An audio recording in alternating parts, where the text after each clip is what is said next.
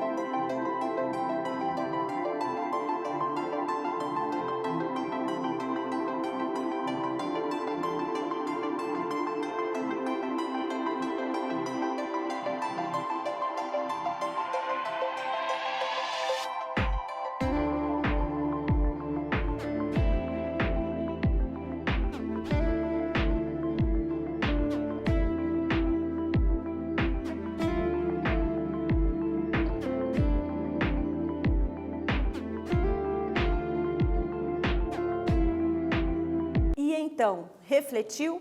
Conseguiu pensar um pouquinho? Por que esse tema é tão importante para debatermos? Vamos lá? O tema preconceito abordado no poema deve ser amplamente discutido para que os jovens se conscientizem da importância de termos respeito às diversidades.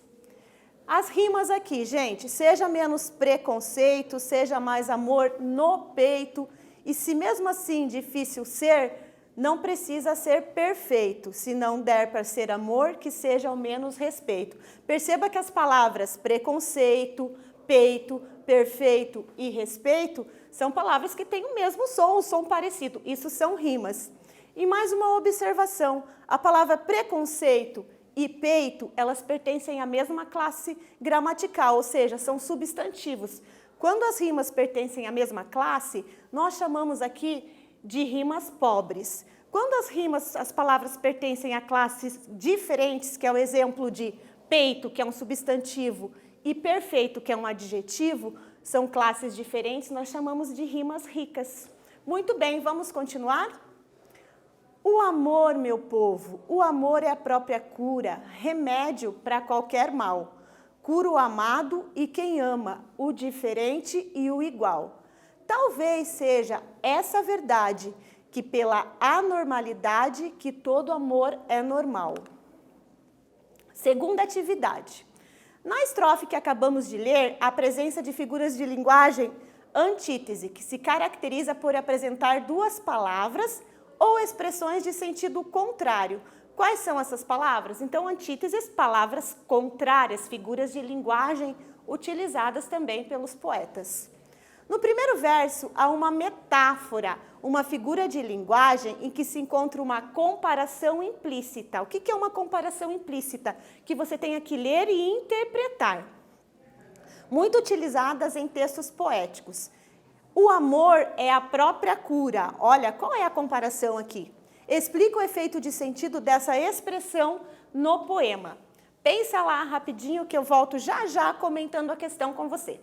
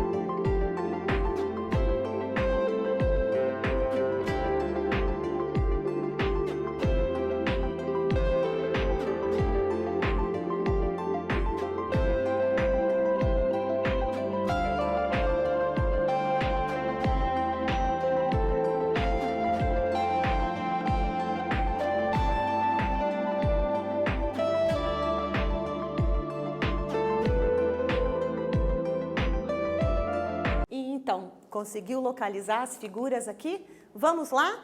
As antíteses são mal e cura, ideias contrárias. Mal no sentido aqui de doença. Normal e anormal, diferente e igual. Então perceba que são palavras opostas. Isso, essa figura nós chamamos de antítese. No poema, se compara o amor à cura para muitos males, como preconceito e intolerância. Então ele compara o amor à cura. Isso é uma metáfora, uma comparação implícita. Vamos continuar a leitura? Não é estranho ser negro. Estranho é ser racista. Não é estranho ser pobre. Estranho é ser elitista. O índio não é estranho. Estranho é o desmatamento. Estranho é ser rico em grana e pobre em sentimento. Nem o meu sotaque é estranho. Estranho é ser xenofóbico. O meu corpo não é estranho. Estranho é a escravidão que aprisiona seus olhos na grade de um padrão. Minha fé não é estranha. Estranho é a acusação que acusa inclusive quem não tem religião. O mundo sim é estranho.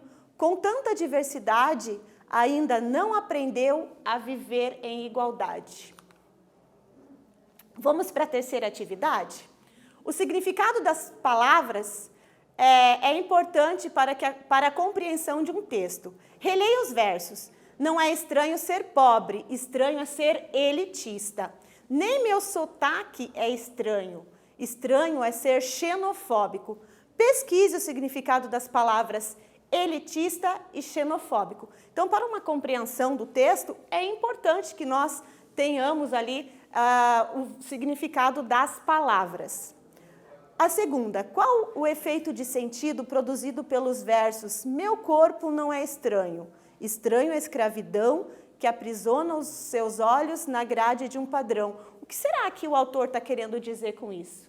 Vamos pensar um pouquinho? Eu volto já já comentando com você essa questão.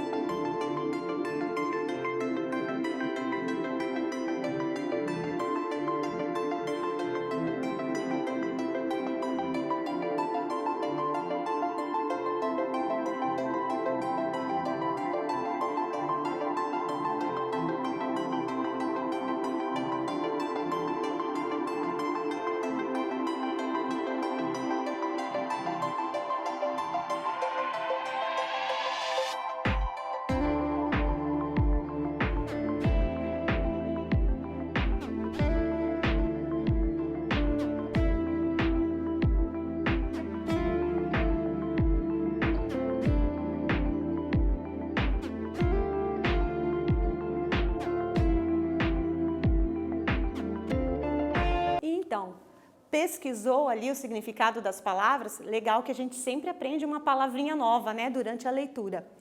E aqui, qual será o sentido, né, produzido por esses versos? Vamos lá? Elitista é um substantivo masculino, uma palavra masculina.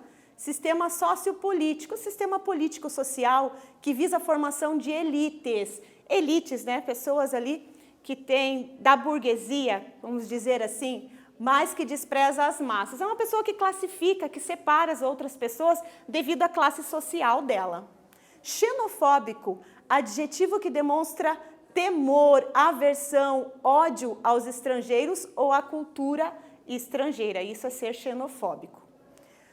Vamos para a segunda sugestão lá. O autor critica o padrão de beleza imposto pela sociedade, que faz com que muitas pessoas busquem constantemente encaixar-se neste modelo de beleza que não favorece a diversidade entre as pessoas. Vamos continuar a leitura? Entender que estamos percorrendo a mesma estrada, pretos, brancos, coloridos, em uma só caminhada. Não carece de divisão por raça, religião, nem por sotaque. Oxente, seja homem ou mulher, você só é o que é por também ser diferente. Vamos então para a quarta atividade relativa a esse texto, a esse trecho. No verso, entender que estamos percorrendo a mesma estrada, pretos, brancos, coloridos, em uma só caminhada, o poeta utiliza a palavra estrada para referir-se à vida. E as palavras pretos, brancos, coloridos, em uma só caminhada. Explique ao que o autor faz referência com a palavra caminhada, estrada. Vamos pensar um pouquinho? Volto já já comentando a resposta com você.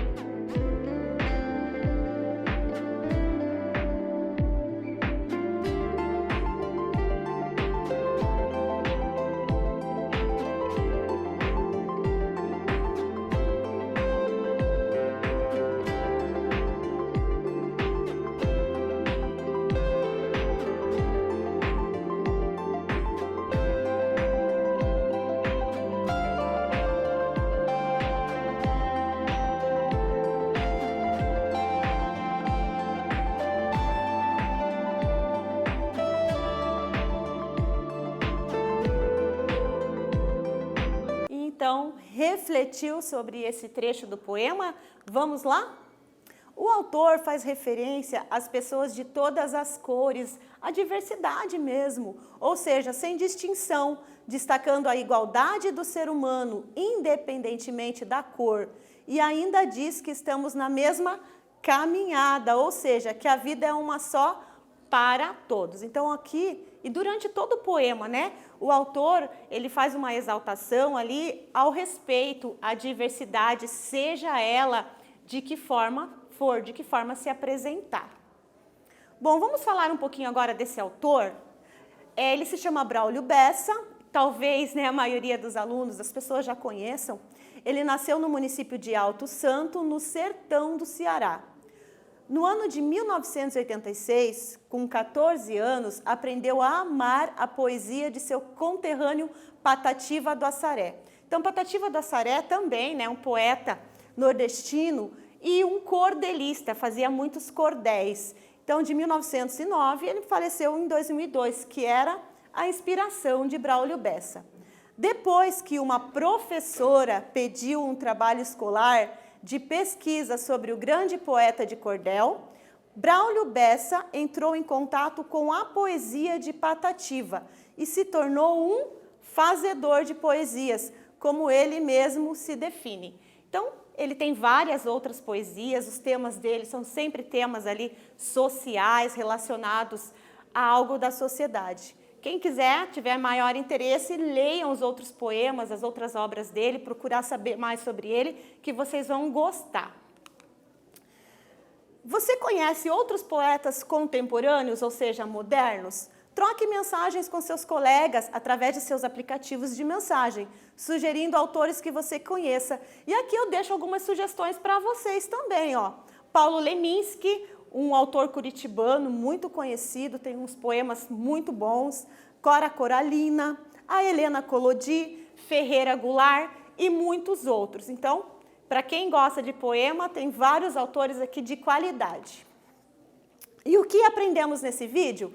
Lemos e interpretamos trechos de um poema, analisamos a estrutura do poema e as rimas presentes no texto, reconhecemos as figuras de linguagem, antítese e metáfora presentes no texto.